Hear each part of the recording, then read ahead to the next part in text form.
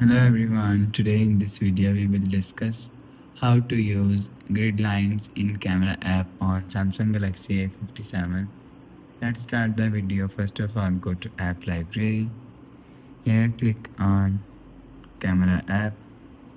After click on camera app, click on this photo icon and click on settings. Now in camera settings, scroll down and you will see composition grids and click on turn on this button.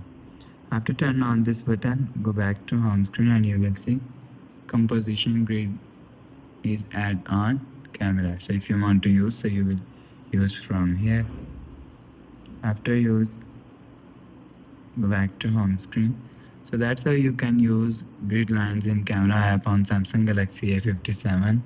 So if you like the video, please subscribe. Thanks for watching.